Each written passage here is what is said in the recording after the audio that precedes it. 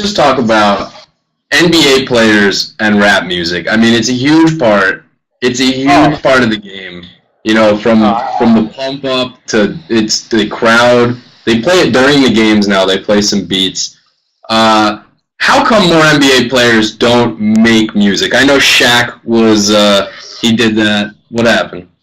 There's a couple players. Shaq had 2 albums in the 90s, and then, as Amin just said, he realized he was pretty terrible and dropped it. But, there actually has been a good amount of basketball players.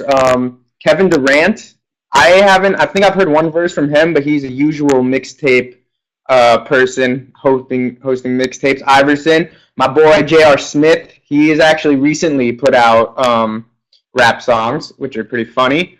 You're right, JR did have some stuff. Most famously, Ron Artest made the song Champions, and after the Lakers won, and then that was on NBA 2K11, I believe, or it might have been 2K12. So that actually got onto a video game. Now here's my question. Do you think J.R. Smith is sort of rubbing off of Champions? He's been playing at an unbelievable level. How much of that do we attribute to him putting out a hip-hop song? It's got to be at least 65%, if not higher, because, you get that hip-hop. Year to year, it's been crazy. And it has been a good day for New York sports. It turns out Brooklyn also won, and not only did they win, and this is probably just as impressive as Carmelo Anthony scoring 3 games consecutively, 40 points or more, Darren Williams dunked for what must be the first time in over a year. Very exciting. I don't think he broke any knees. It's cool. Who dunked? Point guard. Oh, Darrell Williams, the guy who couldn't jump. He dunked. He dunked a basketball, and if you follow that at all, that is whoa. And here's the thing, Jay-Z, he's like a minority owner. If the Nets were a person, I'd say he owns the pinky toe. And he's actually now getting not out of music, but he's expanding into sports management? Agency? Yeah. What's happening? As we saw, Cano went over to Jay-Z's little management or whatever, but he left Scott Boras, the biggest agent in baseball. But so Jay-Z is obviously, just recruiting and expanding, and that's Jay-Z's a businessman. So honestly, he's not a businessman. He's a businessman. Honestly, it's not surprising to me that he's branching out into management. It was surprising that his first player he got to come was someone of premier talent like Cano. That was surprising to me. But here's the thing: is he's getting certification for baseball agency, and he will try to expand into other sports. If he goes to the NBA, he's gonna have to sell his share in the Nets, right? Yeah, something will happen. He's not gonna. Probably in a few years, he'll be done with the Nets, I believe, in some capacity. Well, when he's sitting courtside and the Knicks and Nets give him high fives, can it get any better than that? And then it's yes, because those are my players. So yeah, he's a baller. But let's get to the lineup for the show. Got some good topics today. Let's go. I'm gonna start it out from 2 weeks ago. Brought up Lil Wayne, and I just thought this was interesting. He had finally admitted that he does have epilepsy, and he's had it, I think, for the majority of his life, if not his whole life, and he's dealt with seizures regularly. As he said in the interview, he said it just never happened where he got 3 in a row. So that's what, was the big deal. But I just find it pretty funny that a guy who's known he has epilepsy continues to drink max amount of sizzurp. What do you think, Dan? Well, he always does wear sunglasses. He's always looked like an idiot, but now I kind of, I don't empathize with him, but I get it. When he goes to an award show with a bunch of lights and flashing colors, and he looks like a moron because he's wearing sunglasses, it's that's prescription, he needs to do it. I haven't. I mean, I haven't really looked at the research, but it is of my unprofessional belief. Scissor isn't good for anybody, so I'm not really sure how it could benefit someone with epilepsy. Now, the 3 strikes thing, I don't know what Lil Wayne thinks he's doing, but I mean, what is it? Is it if you get 3 epilepsies in a row, you get a coma? Like, yeah, I don't know. It sounds like, from what he was saying, is that whenever he got a seizure, it was just one seizure, and then they'd be like, oh, it's just one seizure. That's all cool. And then this time it was like 3 or 4 in a row, and that's when he probably, I'm guessing, was seizuring for an extended amount of time. So that, I don't know. That's why they brought him to the hospital. Who knows? As Parker always says, it could have been just to like sell records. I wouldn't even be surprised. now he has a bodyguard or some sort of personal protection team, right? Oh yeah, I'm sure he does. So how comfortable do you think they are with seizures? They're not cool. They're like, I saw one. It's scary. It's someone on the floor, and their body is just convulsed and flipping out. And there's Lil Wayne just seizing on the floor again. Let's turn him over. Like, yeah, I think it's something like that, because he said that it happens and they know how to deal with it, the people around him, whenever it happens, because it's not no schedule. But so I mean, I guess it's something like that. It's just pretty funny. But yeah, on to the next topic. Last week talked about Ross and his very taste rap lyric, which was put Molly in her drink, she doesn't even know it. Took her to my house, enjoyed it, she didn't even know it. That was the lyric, pretty much endorsing rape, date rape, whatever. And today, Talib Kweli, he was dropping knowledge on Twitter. And I love Talib Kweli. He's actually going to be here April 6th with Ryan Leslie. But he actually was saying that Rick Ross is just misguided as a rapper, because the culture of hip-hop and rap has always had misogynist lyrics. And right now in the culture is a lot of Molly talk, dropping the Molly lyric, and it's very common now. So Talib was saying, pop the Molly, I'm sweating. Woo! But Kweli was saying that at this point, you got to change the culture and make it so it's not about, whereas, misogynist lyrics or Molly lyrics or date, whatever, like, is more looked down upon than something to bring in because it's like part of the culture. So it's interesting to see Talib Kweli's view on that. And then actually your boy Lupe Fiasco, actually they had a little back and forth on it, and it was really cool actually to see those two like really like they're actually having like a legitimate conversation over Twitter about the subject. So it was really cool to see what they're saying. Now with Lupe, he talks about changing the culture a lot, but the issue is in the how. Because, this Papa Molly, I'm sweating stuff, that's what's mainstream, that's what's in the ears. So, in your opinion, how would you go change that? What can the people who have power or influence do to get rid of it? It's always a good question. Really, it would take, the rappers on the forefront of hip-hop, the big marquee guys, Jay-Z, Eminem, the guys who can really set trends and change the culture just by making a certain song or whatnot. It would take them to really distance themselves from it and change just context of your lyrics and stuff. It would have to start from the top, as in the top tier, and then it trickles down like it pretty much always does. So what is the likelihood that right now Jay-Z is in the lab working on Death of Molly Tune? Death of Molly Tune, I like that. Probably a 0% chance right now. Probably the best way. I mean, I don't see any rappers really addressing it in music, or not even addressing it in music, but kind of. There's always those rappers who are never gonna discuss Molly's or whatever like that. So does Jay bring it up? Does he even touch that content? Jay-Z? No, I don't think I've heard Jay-Z really bring up Molly's or anything like that. There's always those rappers that don't really bring it up unless it's like to tell a story or like a plot device or something like that. But I mean, it's not new, right? It's just what, trendy, I guess? Just trending right now, the whole Molly craze, and so it really, I mean, what Lupe and Talib were saying is it really just takes like the people in the forefront of the culture to kind of critique it in a way to the public where it's not like belittling, but it's kind of just like an actual conversation about changing things. It was interesting. All right, but onto a good topic right here. I was hoping PK would be on here once again.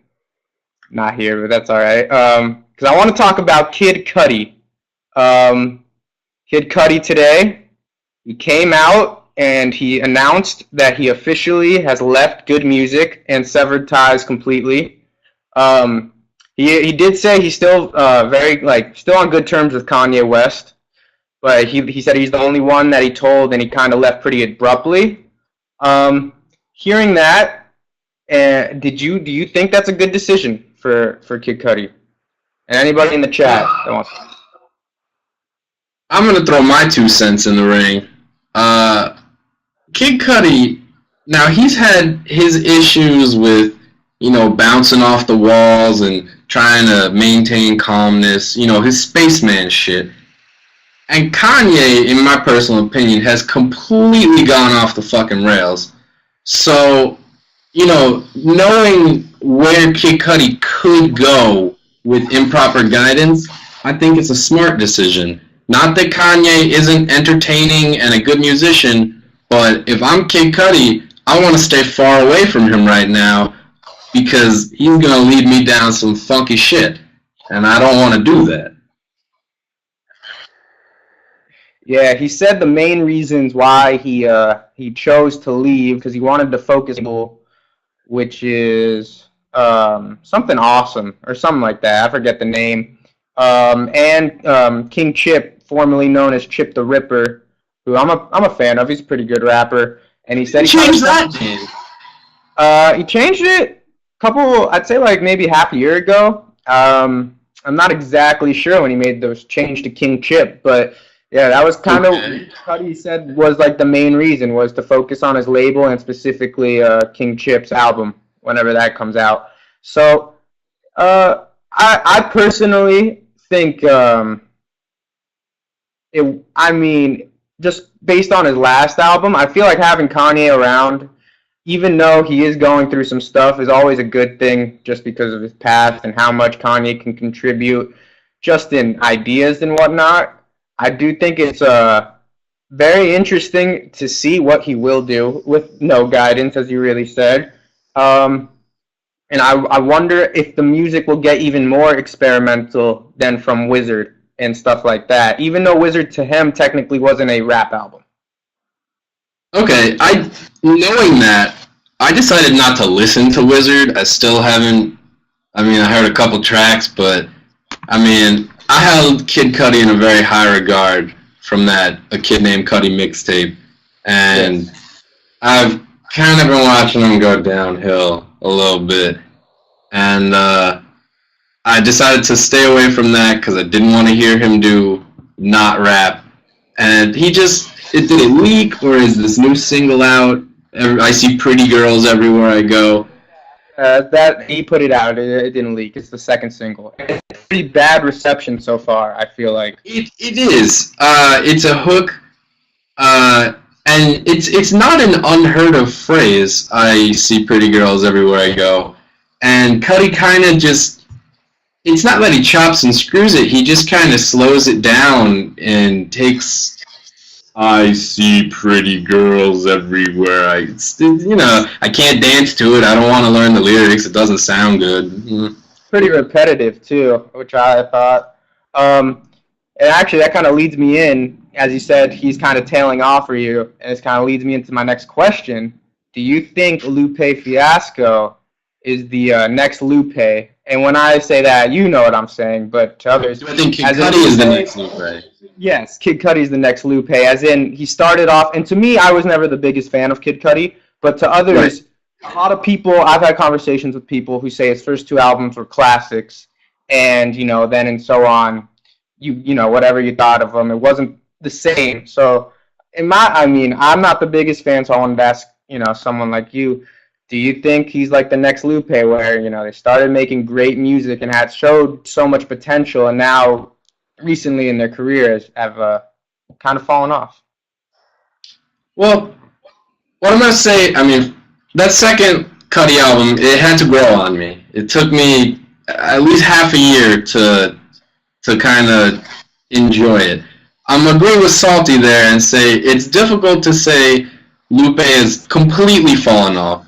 His third album was very studio produced, and he did not have a hand in that, which is why, to directly answer your question, I will say I don't think Kid Cudi is gonna go down the Lupe route, because Lupe is still as much control as we think he has. He's still very bogged down by the label, and Cudi is all over the map. Lupe is more of he has these grand ideas, and he tries to communicate them, and it breaks down a lot. And Kid Cudi is always, I mean, he's not solo dolo anymore, but his music is still, Yeah, I guess, I see Dalton said, he doesn't think Lupe fell off. And I guess what I'm saying when I say that is when I think about his first two albums, to me, they're modern-day classics, essentials to any hip-hop fan, Food and Liquor 1 and The Coolest. And that's lyrically and from conceptually, the beats, like everything. They were just classic albums, in my opinion. And then after that, Lasers, yes. How are you going to beat that? Yeah, Lasers, very big studio album, yeah. So he had a lot of control on him, and so he couldn't put out maybe exactly what he wanted. But I was still expecting more. And then Food and Liquor 2 wasn't bad, but it wasn't. It's just not. It's not to the standard I hold Lupe to because of his first two albums. And so that's what I say when he fell off. He's still a good rapper, better than most. But to me, since his first two albums were so good, he kind of fell off. Is it fair to hold a rapper to the standard of albums? If his first two albums are noted classics, is it fair to continue to expect that?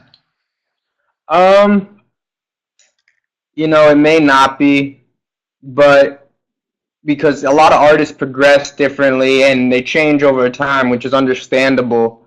But I guess it's just like, especially with Lupe, it was so good, the first two albums, and there was no reason to think he was gonna change his style that much or anything.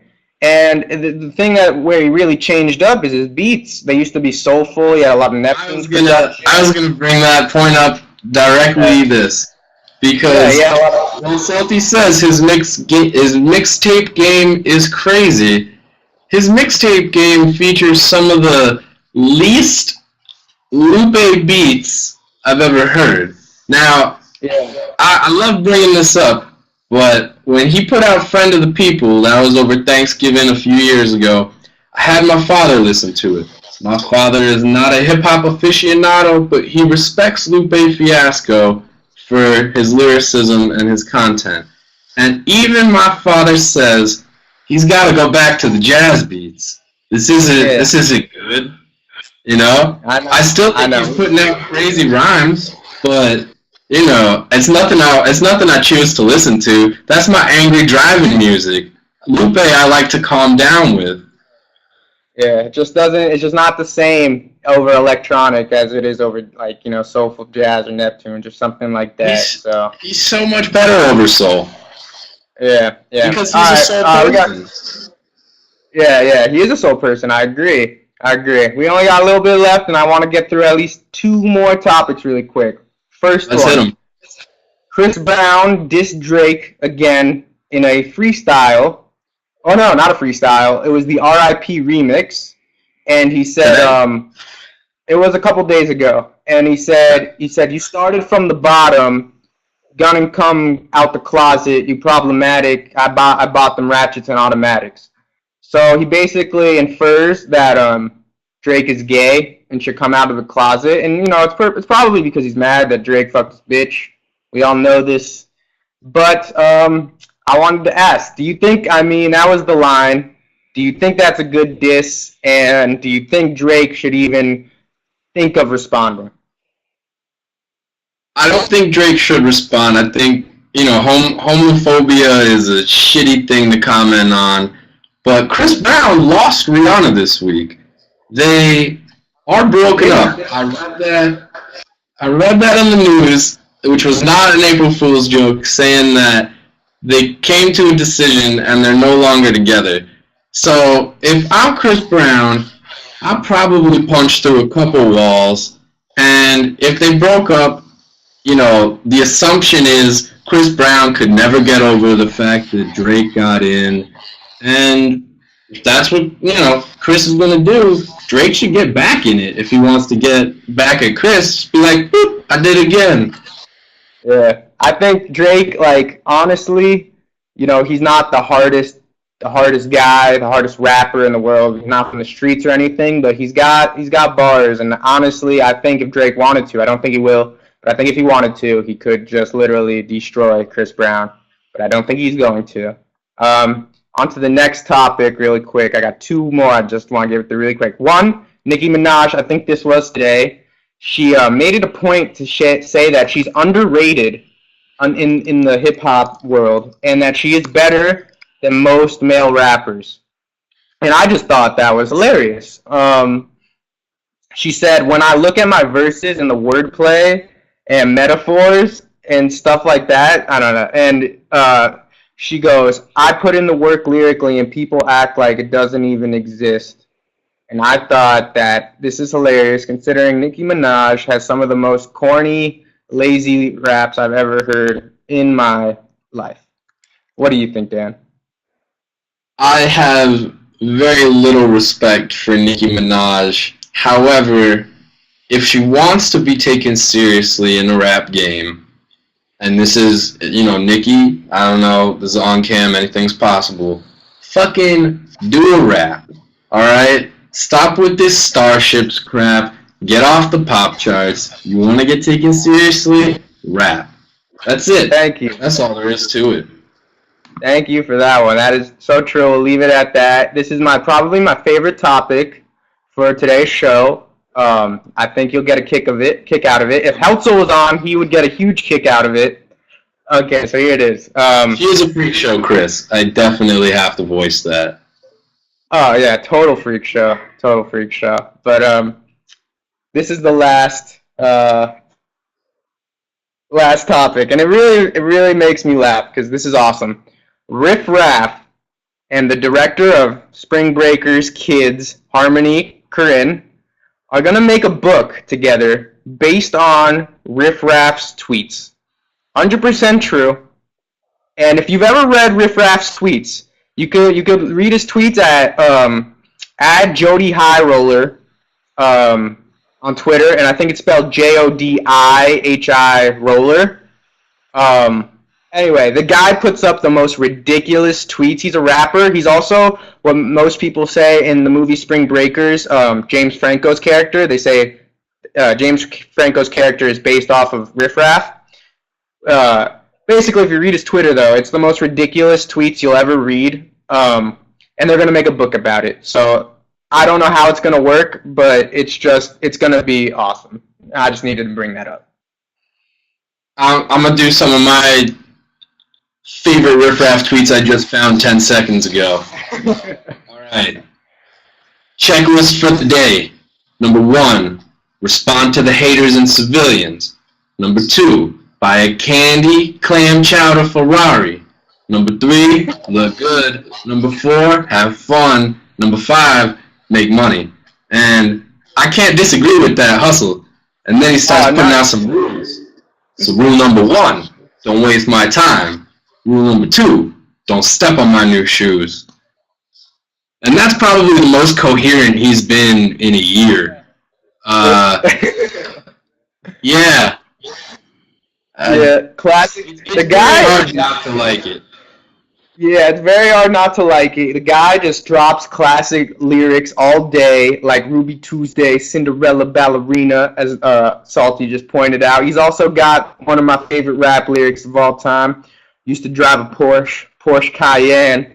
trapping in Iran got me dodging trash cans. Makes no sense at all, but it's one of his hooks and one of my favorite lyrics by him. And if you literally could probably read his Twitter for an hour and not get bored because it's that crazy and entertaining. And I don't know how they're gonna do a book about it, but it's just gonna be insanely hilarious. And I am so pumped up for this. I really am, because Harmony Korine is pretty disturbing in his own right, and Riff Raff is just a very unique character, and the two of them mixed is gonna create some very funny stuff. I'm excited. I know Korine isn't allowed back on one late night show, Letterman. Okay, because he went stealing from Meryl Streep. Meryl Streep. Okay, so we got the guy that is no longer allowed on late night for stealing from Meryl Streep's purse, who's made some of the weirdest, wackiest films I've ever seen. Plus, the guy who would definitely just steal Meryl Streep instead and has some of the weirdest, wackiest tweets I've ever seen.